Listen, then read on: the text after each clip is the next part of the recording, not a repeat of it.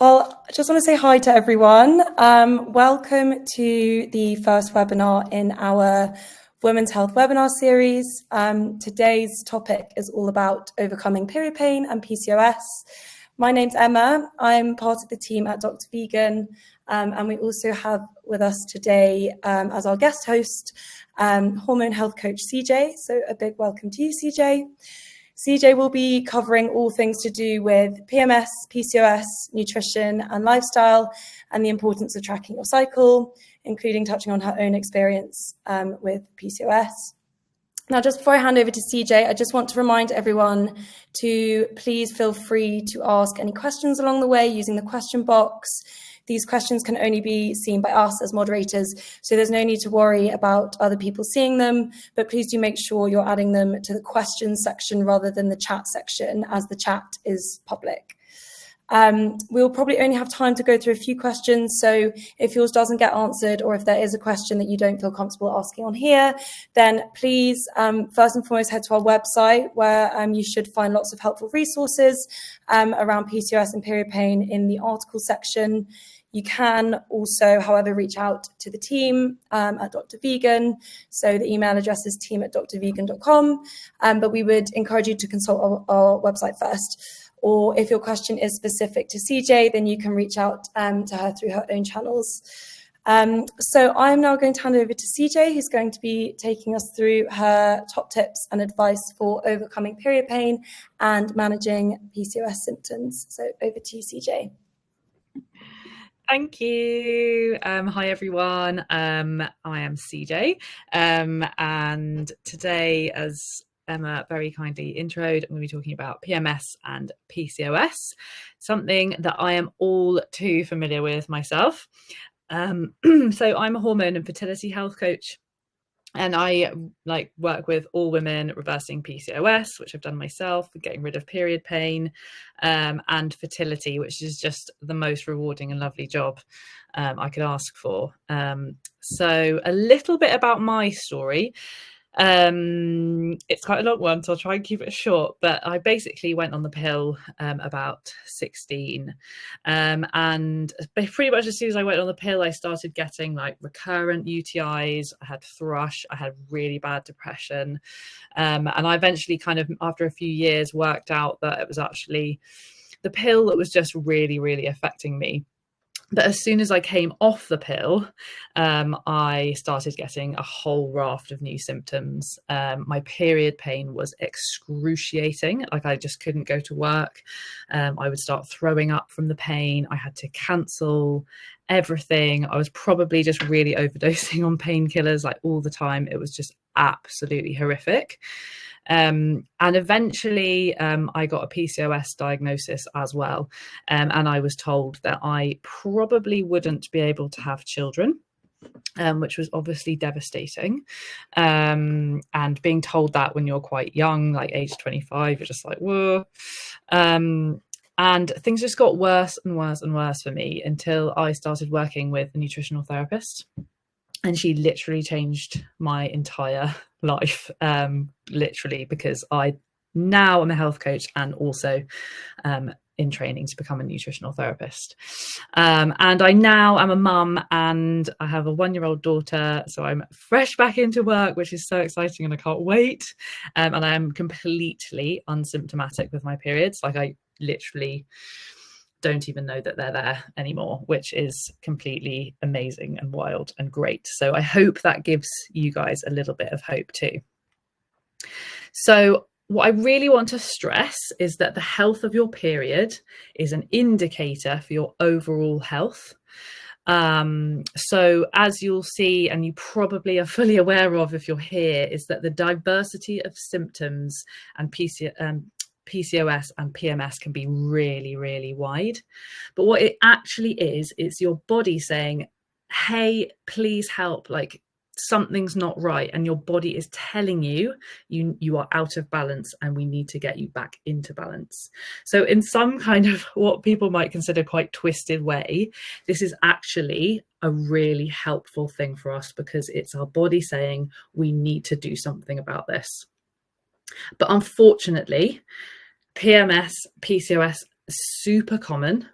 that it's become completely normalized. So I would say, I mean, we've got some stats to come later, but I don't think I know a single person other than myself that has a period without any symptom at all other than the period itself. And people just think that's completely normal, and that is just not the case. Like, if you think about it, it just doesn't make any sense that for 2 weeks of a month you should be feeling awful. It just is not right. We need to break the cycle.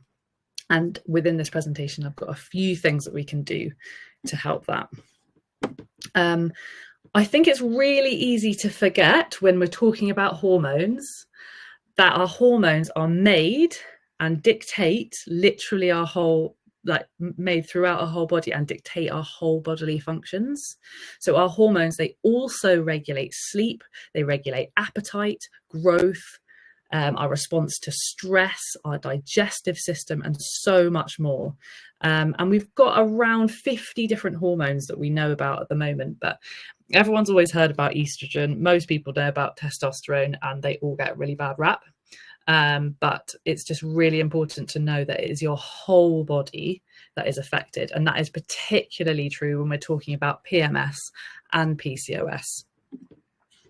So what is PMS? So we've got a few insights from the Dr. Vegan consumer surveys here. Approximately 50% of women worldwide experience PMS. So as I said before, this is common, but it's not normal. 65% of women suffer from anxiety as a result of PMS. That is so terrible. And half of women feel depressed as a result of their PMS symptoms. I can so relate to that. It honestly can just be so disruptive in your life. It is horrible. And 79% of women say PMS is not educated well enough in schools. I really so agree. I actually remember our lessons about periods, and they were basically like, this is just something that happens to you and we're just not going to talk about it again. It's really, really terrifying. So hopefully in this short presentation, we can just change that a little bit. So PMS symptoms, I'm sure we are all very familiar with some of these. And I just really want to say that if you ever feel extreme feelings of depression and low mood, this could actually be PMDD.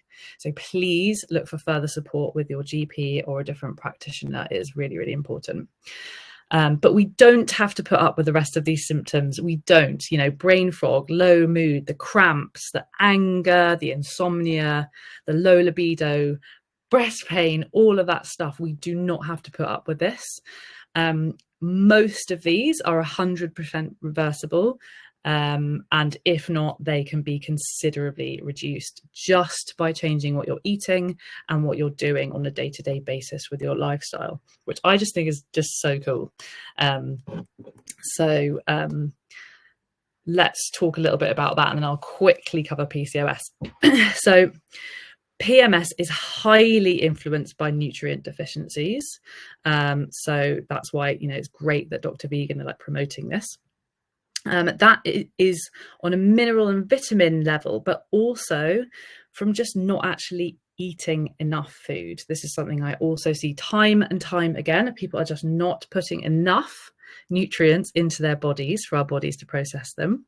Excess stress, which includes your body gets very stressed when you're not eating enough, but also, you know, the typical work stress or not sleeping enough or too much like HIIT cardio exercise is also an extreme stressor on the body. Gut health, so what you're whether you've been on lots of antibiotics in your life, whether you're eating fermented foods, whether your gut diversity is good enough, is super important, and that is changed every day by what you put into your mouth. Blood sugar as well are very linked to both of these conditions, and blood sugar particularly disrupts your estrogen balance. So we need to have optimal estrogen balance with progesterone to have a optimal and an unsymptomatic period. And this balance also affects serotonin, dopamine, and oxytocin. All of these neurotransmitters / hormones affect our mood and the way that we feel on a daily basis. So that's why you can quite often get this really massive dip in mood prior to getting your period. And they also affect our bowel movements. So that was a question someone had, like, why is this affecting my stools, basically? And all of these affect the way that our uterus contracts, and also the way that our elimination tract works. So that's why sometimes you might get a bit of a looser stool, especially if they're out of balance. So what is PCOS? Again, this is thought to affect 10% of the population, which is absolutely nuts. And it is one of the most common endocrine disorders. But a lot of people have absolutely no idea what it is or where it comes from. But there are actually 4 known types, which are very tightly linked to your blood sugar regulation, androgens, which are your sort of male hormones, so that would include something like testosterone, your thyroid health, and your inflammation, so basically the stress on your body. And what ends up happening is you might not ovulate at all, or it might be ineffective, which results in increased testosterone or androgen hormones. The eggs can become cysts. So there's a little diagram on the side if they're not released properly, but that is not always the case, which makes it a little bit confusing. And some of the other symptoms that might crop up include, again, insomnia, waking up a lot in the night, particularly around like 3 o'clock in the morning, lots of anxiety, facial hair, weight gain, also chest hair as well is quite a common one. And quite often, because you're not ovulating properly or regularly enough, you might notice that your cycles become particularly long, or you might not get a period at all. So if you are not getting, 11 or 12 periods per year, it's worth just investigating whether you're ovulating. So you might get the high androgens, the testosterone that we're talking about, if your insulin and your blood sugar is imbalanced, which is another question that came up. So insulin is very tied to blood sugar balance, which we'll talk about on the next slide. So how can we use nutrition and lifestyle? So actually, the fundamental and the basics of both of these conditions overlap a lot. Blood sugar is the place where I would suggest every single person starts. So this relates to your insulin, so your blood sugar control hormone, and therefore your energy levels. So if you're getting an energy dip at around 11 o'clock in the morning and 3 p.m. in the afternoon, and then waking up at 3 a.m., that is a real indicator that your blood sugar is a little bit all over the shop. You might not need to test your insulin, which is, again, something that came up a few times, if you're getting symptoms like that. Then fats, super important. A lot of our hormones are actually made from cholesterol, from fats. So if you're just not eating enough fats, then you can't actually properly make the hormones. And then inflammation as well, very connected to your fat intake. So you want to be eating lots of omega-3s to dampen down inflammation and improve your mood, but you don't want to be eating lots of omega-6s. So that would be vegetable oil, for example, which you will find in a lot of packaged foods and processed foods. So always have a look on the back to see if there's vegetable oil and rapeseed oil. You will be sad to find out that it's in a lot of things. Gut health. So I touched on very briefly, this is really important as well. Basically, what happens to your estrogen once it's been used up in the body, it gets processed by your liver and goes through all your digestive system and then into your gut.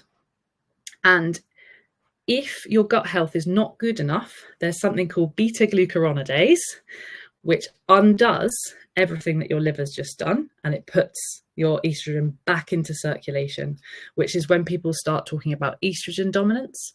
And again, it will disrupt that estrogen progesterone. So another very common symptom of that is getting really sore boobs before you get your period. So gut health, again, super important. So eating lots of lovely fermented foods, being very diverse about the fruits and vegetables, nuts, seeds, etc. that you're eating, maybe probiotics in some circumstances. Your safety mechanism. So eating enough, again, I literally can't stress this enough. This is something that comes up so much. Eating enough, particularly fat and proteins. Please remember your carbs. They are not the enemy. We just need to sometimes look at how much we're eating. I did see someone talk about this. If you go to a really beautiful restaurant, like a really nice restaurant, quite often you'll get like a really lovely piece of protein, some beautiful vegetables, and you might get like a slither of potato or just a really small amount of carbohydrate. That is actually like a way better way of thinking about it. Try and put your plate together as if you're sitting in a beautiful restaurant, and you will probably be eating the right ratio of things. If you're not eating enough, your body produces tons of cortisol, and that affects your melatonin hormone, which is how you sleep. You can't make enough, which is quite often why you don't wake up, at about 3 a.m. because you're not making enough melatonin to keep yourself asleep, and your body does not feel safe to sleep. Energy, like that's probably the more obvious one. You need the glucose and carbohydrates, you need the fats, and you need the proteins for you to actually function and keep your blood sugar under control.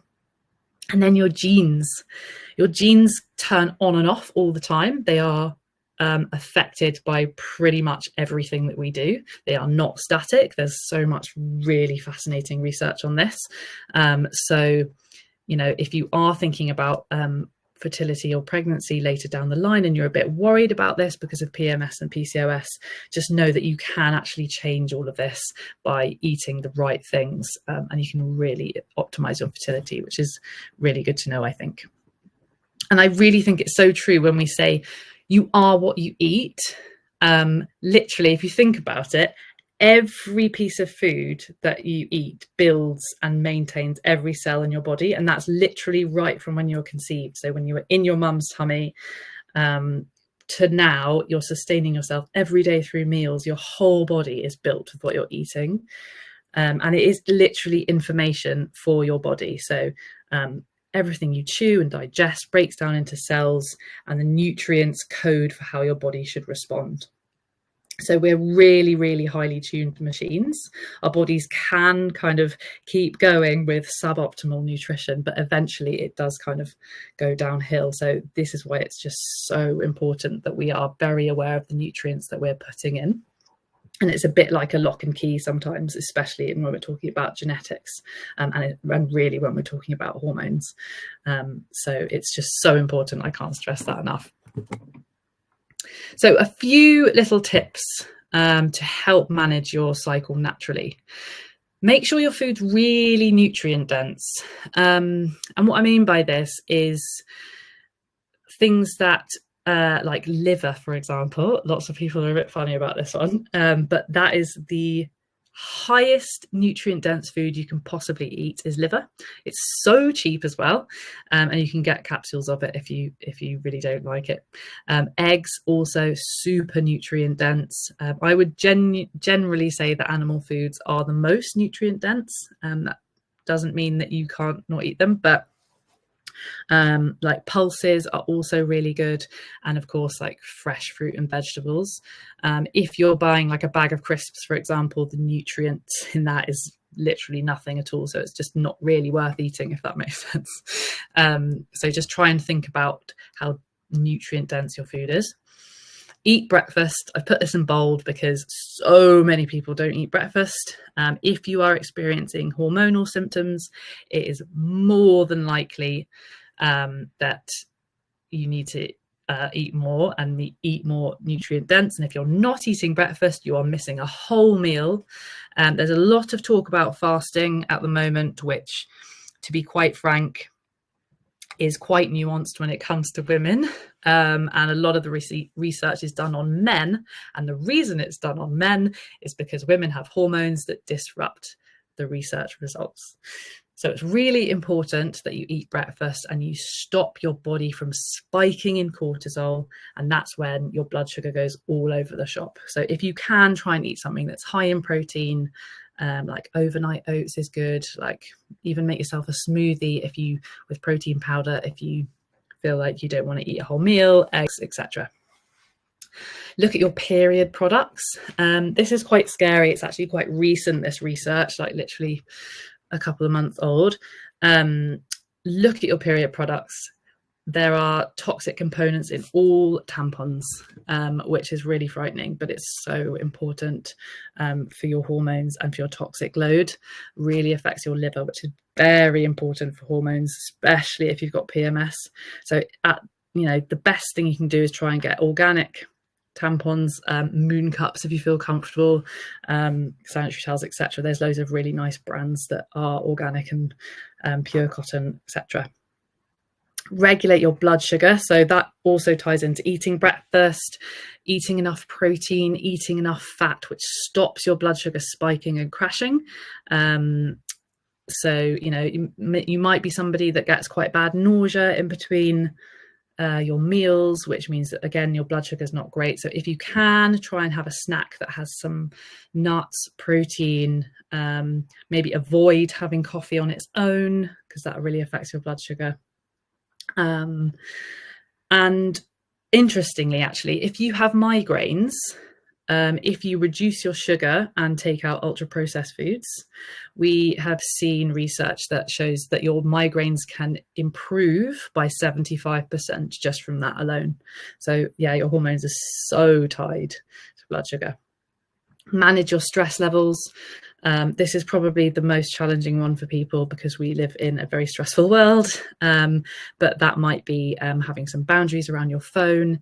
It might be boundaries in your work. It might be, meditating, yoga, getting outside, etc. Really, really important, because cortisol, the stress hormone, basically steals from all the other hormones. So cortisol is prioritized above every other hormone. So it will take a lot of the nutrients required and the energy required to regulate your hormones otherwise. Consider your relationship with exercise. Again, like so many times I see women who are doing, maybe 3, 4, 5 HIIT classes, bloody Barry's boot camp, like every day. It is really stressful for the body, especially if you've got an existing hormonal problem. Your body is just freaking out when you do it. So consider things like muscle building, resistance training. Weightlifting was an absolute game changer for me with PCOS. It's really, really important if you've got PCOS. Yoga, reformer Pilates, also brilliant. I know lots of people like that. Vitamin D, getting outside in the summer, in the middle of the day, ideally, because vitamin D is a hormone, so it does really affect your other hormones. So again, supplementing with vitamin D, super important during October to March, when we don't really get enough sunlight in the UK, if you're in the UK. Working on reducing your inflammation, that would be, again, not eating too many processed foods, making sure you're eating oily fish, omega-3 supplements if you're not eating fish, really important. And then really focusing on that sleep, my girls, which again, people do struggle with quite a lot. Having some really good boundaries, particularly around scrolling on your phone at night when you go to sleep and waking up and looking at your phone first thing in the morning. Again, like complete game changer for your melatonin. So I'll just quickly cover how to track your cycle, because, as Dr. Vegan's got this lovely insight of 79% of women feeling that PMS is not educated well enough in schools. I think that is so tied to your cycle. So let's just kind of give ourselves a little bit of literacy around this.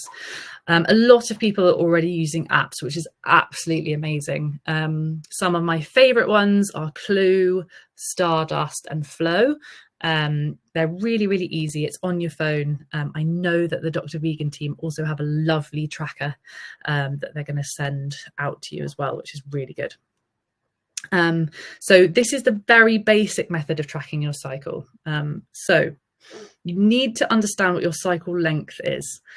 So that would be from day 1 of your period. So when you actually start bleeding, that is day 1. and that goes to the next day one. So that might be, say, 30 days. So from day one of the bleed to day one of the next bleed, that is how long your period is.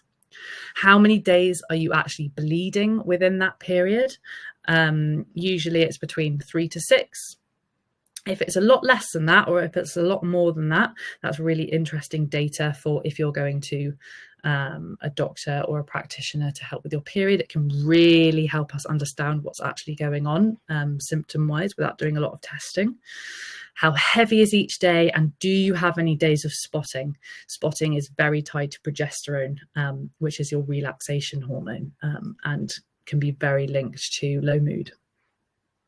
And then note down how many days you're getting these symptoms and what the symptoms are. It is so useful to have this information if you are going to the GP or, like I said, a practitioner. It just shows that you've really thought about it. You kind of understand a bit more yourself about what's going on, and you can advocate for yourself so much better. I highly recommend doing this for at least 3 months if possible before you go and see somebody. So you can, this is very high level, like I said, you can get a lot more in depth around tracking your cycle if you are wanting to not take any hormonal contraception and not get pregnant, or if you do want to get pregnant. So this would include like charting your body temperature every day, checking your cervical mucus and your cervical position. And this is called the fertility awareness method, which I won't go into for time, but it's really useful to get to know your body in that sense as well for your body literacy. And the lovely Dr. Vegan team have, of course, some perfect supplements for us here. So we've got PMS Hero, which is one on the left, and it's an advanced formula of clinically studied botanicals and vitamins and minerals that support symptoms like cramps, breast tenderness, bloating, mood swings, irritability. It helps to balance your hormones for better mood, healthier body and mind every day through your cycle. And then glucobalance, definitely for the PCOS gals here. It's scientifically formulated to help manage blood sugar, healthy metabolism. It helps regulate that insulin that we've been talking about and supporting daily energy. And it can also help with some cravings, fatigue, the highs and lows of blood sugar, and can be really helpful in weight management, which I know can be a problem with PCOS sometimes. So I think you can get those as a bundle as well. Correct me if I'm wrong. But that is all from me so far. So we'll just see if we've got any questions. Yes, the PCOS bundle it's called. Amazing. Thank you so much for that, CJ. That was really helpful, really insightful. I definitely feel as though I learned a lot from that. So hopefully everyone else feels the same. I'm sure they do, especially those who are sort of going through a similar journey to yourself. I'm sure can really sort of resonate with everything on there. So we're just going to go into a quick Q&A session now. So we've had a few questions come in. So I've just been making a note of them. So the first question I have for you, CJ, is how does PCOS affect perimenopause? Okay. So this will be different depending on which type of PCOS you have and what the root cause is. But from what I've seen, most people find that their symptoms actually improve as they go into menopause and perimenopause. Because you have not been ovulating as much prior to, so the change is kind of less drastic. But some people find that insulin resistance, so your blood sugar control, can get worse at menopause. So what's really worth doing is working on your blood sugar control as early as possible, and that will mitigate and hopefully improve any symptoms that might come up, especially the ones like poor sleep, hot flushes, cravings and things like that. Amazing, thank you.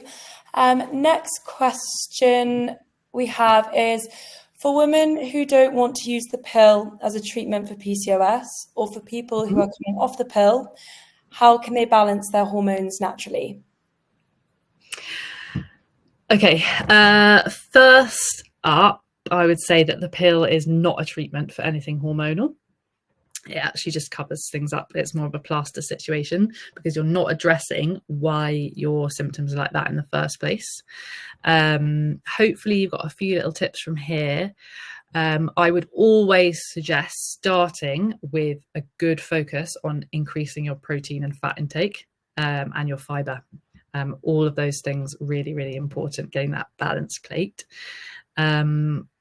Also, the pill depletes you of a lot of vitamins and minerals. It's very common in people coming off the pill, and PCOS can actually be a side effect of the pill. So it's definitely worth taking some good quality multivitamins. Again, really nutrient dense foods. And also, if you have just come off the pill and you've got PCOS, give yourself maybe like 3 to 6 months to just work on those symptoms, and you might actually find that the PCOS completely disappears because, like I say, it's triggered by the pill. So yeah, definitely like better balance of fat, protein and veg, and then a good multivitamin. Amazing, thank you. The next question we have here is, should women with PCOS be tested for insulin resistance? And what is the link between PCOS and insulin? Okay, so if we've got too much insulin, we start creating testosterone. It basically can't be, it gets redistributed in the wrong way. So then that's when we start to get these androgens, testosterone. So that's when you really want to make sure that you are reducing your sugar intake, reducing, not having just like a pasta dish with nothing else, making sure you've got your proteins and fats and making them really balanced. Insulin resistance also is really connected to stress. That was definitely the cause of mine. So again, look at those areas of stress in your life, and it really affects the way that we process and release sugar into our system. So the stress, insulin, PCOS sort of dyad is really, really important to focus on. And then what I would add to that, to improve the insulin resistance, is the weight training and muscle strength balance. Really, really try and work that into your day-to-day routine if you can. Amazing. And just in addition to that, as I think you touched on earlier in your slides, the Dr. Vegan Gluco Balance Supplement, which you can find in our PCOS bundle alongside our PMS Hero, is designed to help normalize your blood sugar levels, and most importantly, maintain normal blood glucose levels, as well as also helping with things such as cravings and appetite as well. Perfect. So the final question I have for you is, what tests should people be getting for PCOS? And do these tests indicate what your hormone levels are? So there are several different ways of going about it. To be honest, it would be good to chat through what your symptoms are before you can say exactly what test, but some kind of safe bets. So you could go to your GP and get HbA1c, which is effectively like the diabetes test. They're quite linked, so you can see what your blood sugar control is like through that. And they also can test for something called CRP, which is an indicator of how inflammatory your system is. Another test that I would recommend, and you can only do this through private practitioner, is a Dutch test, because that actually measures all of your hormones like cortisol, estrogen, progesterone, all the ones we've talked about. And it also helps you to see how your body is breaking those things down.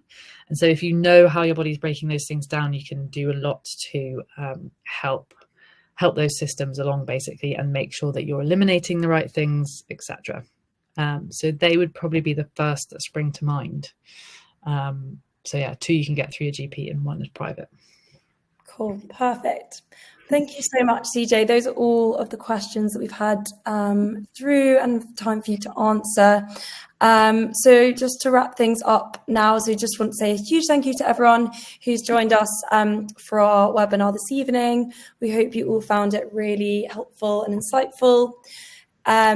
Just a reminder that we will be sending out the recording of this webinar afterwards, and we will also be sending you all a free cycle tracker, which CJ alluded to earlier, which contains some really exciting exclusive discounts from some of our partner brands, as well as our own offer, which gives all webinar attendees an exclusive 50% off their first 3-month subscription of any of the products within our PMS collection on our website. This will also be included in the follow-up email along with the recording of the webinar. But you can also find it down in the apps section, which is at the bottom of this webinar on the right-hand side. It says apps with 3 dots above it, so you can also find it live there. And then, yeah, just a final reminder that if there are any further questions that anyone wants answered that they didn't feel comfortable asking on here today, then, you know, please do consult our website first. But if it's specific to CJ, please feel free to reach out to her or our team as well. Yeah. So finally, is it worth saying what my handle is? Yeah, go for it. Go for it. I think it will be included, but feel free. Okay. Maybe drop it in that you can drop it in the chat as well. Could be helpful. Okay. Well, it's CJ_health_coach. If you want to DM me, that's the best way to contact me. Amazing. Thank you. So yeah, finally, just want to say a huge thank you to you, CJ, for being with us on our webinar this evening, the first of our series. You're so welcome. We've loved having you on this evening, and yeah, hope everyone has really enjoyed this evening's webinar. Any feedback is welcome, as per usual. We really value everyone's time. So yeah, all that's left to say is I hope everyone has a lovely rest of their evening, and speak to you all soon. Thank you. Thanks so much. Bye.